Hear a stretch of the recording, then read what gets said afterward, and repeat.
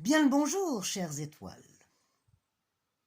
J'espère que vous allez bien, que le soleil brille, tout au moins dans vos cœurs. Comment ça, c'est plutôt mitigé? Pas de problème. Nous allons souffler un petit peu sur la flamme intérieure, histoire de s'ambiancer. 21 vidéos aujourd'hui. C'est quand même pas rien. Cela représente un petit bout de chemin quand même.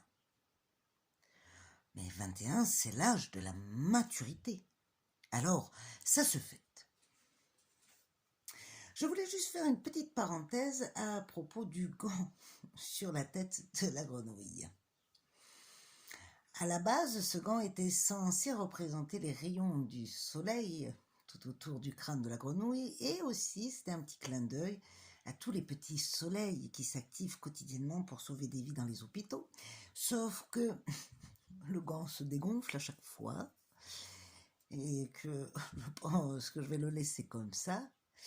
Et le plus pertinent, c'est le seul doigt qui est resté levé en direction du soleil.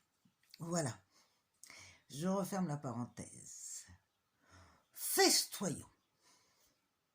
Pour cela, je vous ai choisi un petit morceau de chanson. Le soleil a rendez-vous avec la lune.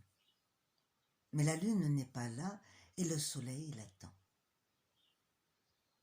Ici-bas, souvent, chacun pour sa chacune. Chacun doit en faire autant. La lune est là, mais le soleil ne la voit pas. Pour la trouver, il lui faut la nuit. Il faut la nuit, mais le soleil ne le sait pas, et toujours lui. Ah, comme quoi un trop de lumière peut faire de l'ombre aussi. Mais la lumière du soleil est un cadeau. De tout temps, il est notre sauveur. Le titre du jour sera le cadeau d'ailleurs. Parce que vous avez remarqué quand le soleil se lève le matin, à l'aurore, la sensation que l'on ressent. C'est comme s'il avait le pouvoir d'éveiller en nous le bonheur.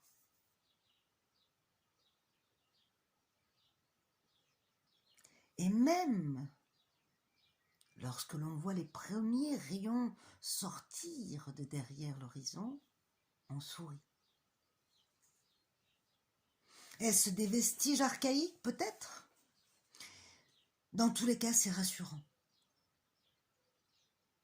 Je peux vous garantir que si vous mettez votre réveil demain matin, avant son lever, vous le ressentirez.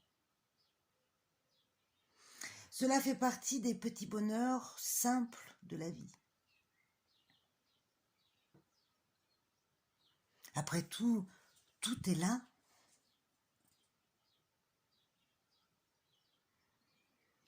Mais c'est tellement devenu habituel qu'on l'oublie. Et on se laisse aveugler par des miroirs aux alouettes, des besoins incessants, et on ne les voit plus. Mais croyez-moi que l'on espère quand on les a perdus. Ce sont les véritables petits joyaux de la vie, et il est important d'y revenir.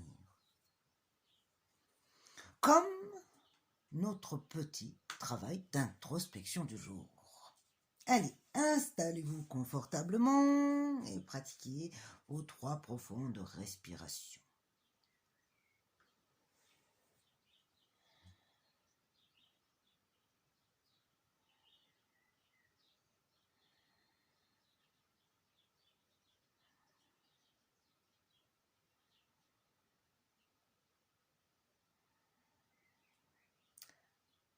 Bien.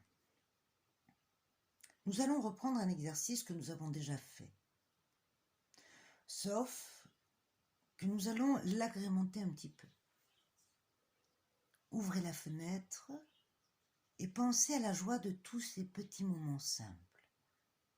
Le jour se lève, le soleil brille, le chant des oiseaux, le fait d'avoir un toit et d'être au chaud. Et en fermant les yeux, laissez-vous envahir par les sensations que cela génère en vous. Ressentez et appréciez la caresse du vent, le bruit de la pluie, etc. Allez, mettez la vidéo sur pause, on se retrouve dans 1 minute. À de suite.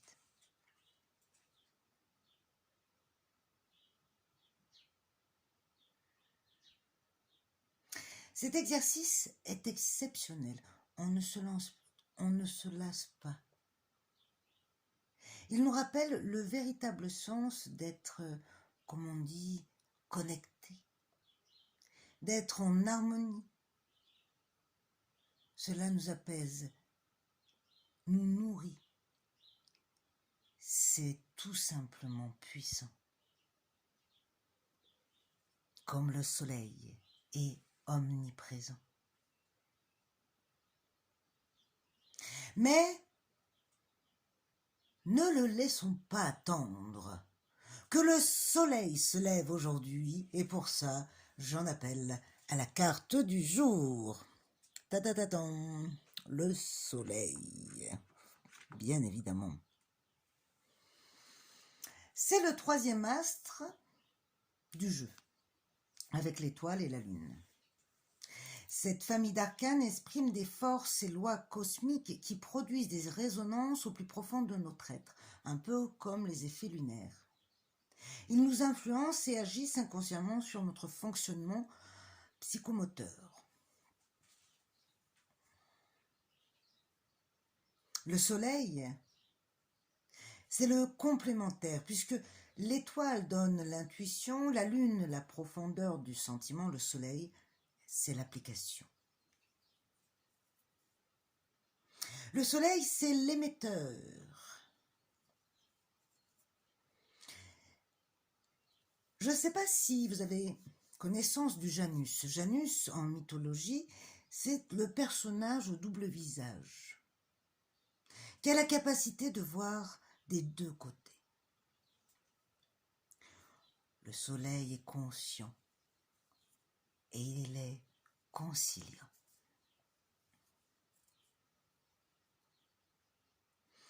Concernant son nom, je souligne la fascination que cet astre vivifiant exerce sur nous.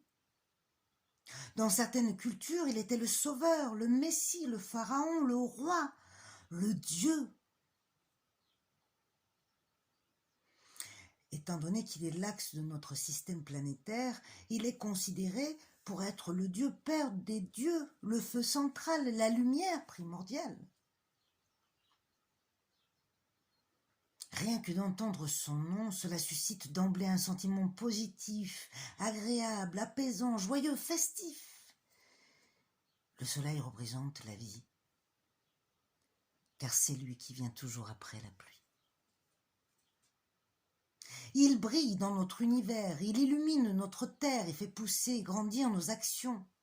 Il représente en quelque sorte ce qui est mis en lumière, ce qui est révélé, les vérités dévoilées, assumées. C'est l'éclaircissement.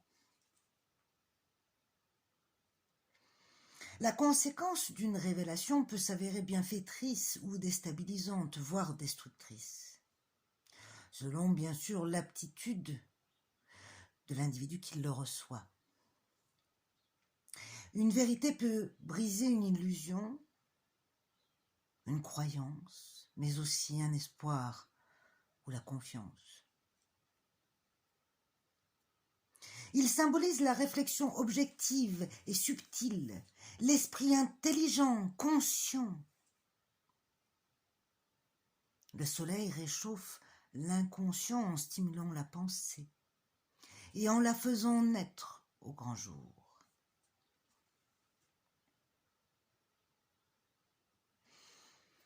Il symbolise également une figure paternelle, masculine. Il est le père des pères, l'époux divin de la lune, la mère des mères.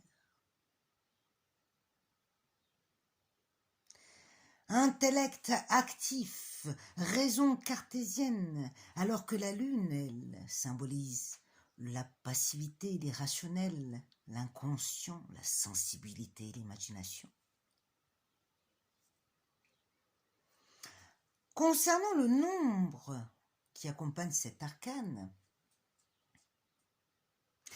il est à noter symboliquement comme un chiffre qui se suffit à lui-même.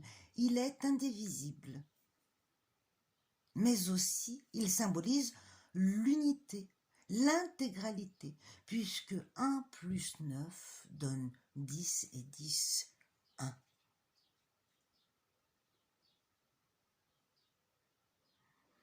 La carte du soleil est l'harmonie, l'être dans sa globalité. L'individu qui a humanisé ses élans instinctifs, émotionnels, sa part animale, il les a sublimés. Il a développé son propre soleil intérieur, conscient. Le soleil est l'arcane de l'esprit épanoui, capable d'harmoniser les forces contraires et opposées, mâles et femelles, actifs et passifs.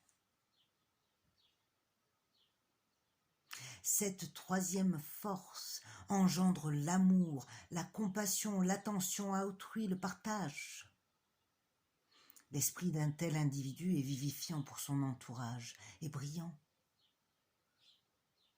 Mais attention, trop d'excès peut parfois détruire, dessécher, rendre aride et brûlé. En péjoratif, il peut indiquer un amour-propre démesuré, une estime de soi surévaluée, un sentiment de supériorité ou d'orgueil.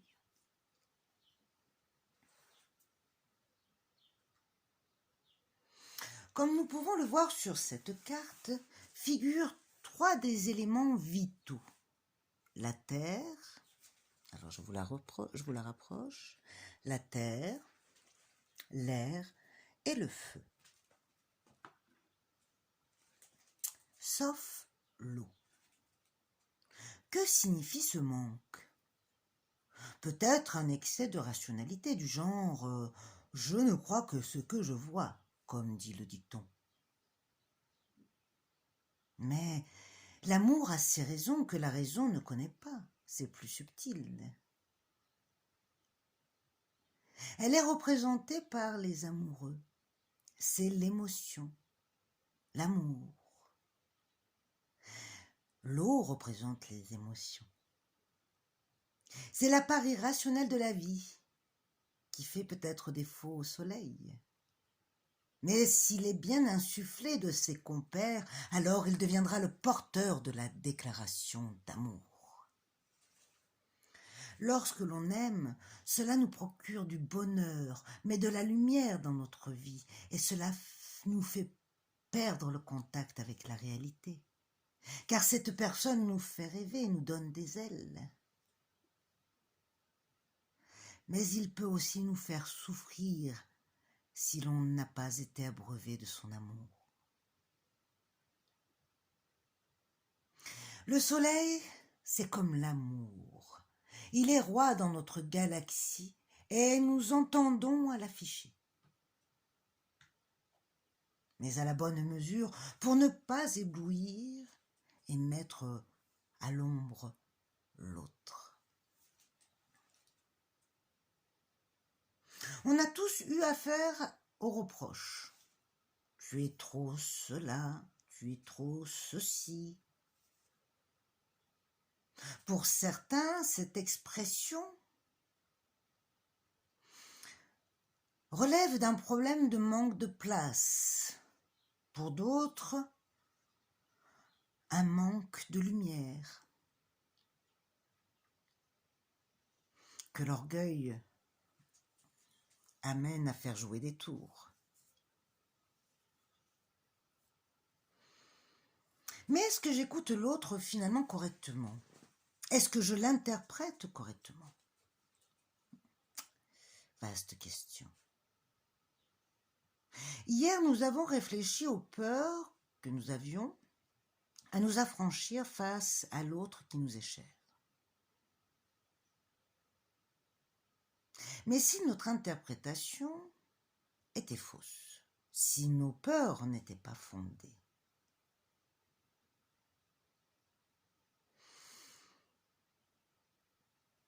et au pire, si elles étaient bonnes, qu'est-ce que cela signifierait? Que nous ne sommes pas tout à fait proches?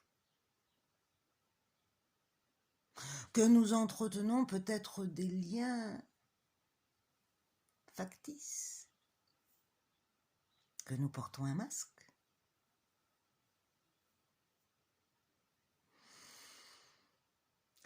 Toute la difficulté dans la vie, c'est de trouver l'équilibre entre la bonne manière d'interpréter et d'être. Comme des comédiens sur scène, nous jouons un rôle. Nous jouons notre rôle. Et posons le masque de la trahison, de l'humiliation, de l'abandon. Vous savez, l'autre peut vous voir différemment que négatif. D'abord, si vous n'étiez pas intéressant, vous resteriez dans l'ombre. Ensuite, si vous êtes à la lumière, par le sens critique ou par les louanges, et c'est bien plus souvent par le sens critique, demandez-vous pourquoi. Tout artiste est amené à être critiqué et aimé. C'est la rançon de la gloire. Suis-je un exemple ou suis-je une tare? Est-ce que cela me permet de faire des incartades à ma façon d'être? Eh bien justement, en privilégiant vous, qu'est-ce que vous lâchez par rapport aux autres? Qu'est-ce que vous ne ferez plus, que vous n'aviez pas envie de faire avant, mais que vous faisiez pour faire plaisir, du moins en croyant faire plaisir? Qu'est-ce que vous ne donnerez plus? Quel masque allez-vous faire tomber?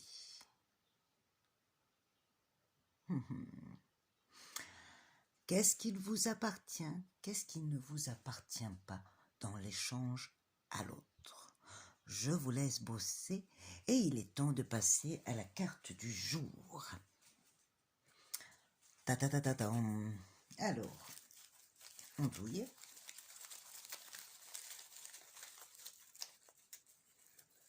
Ok.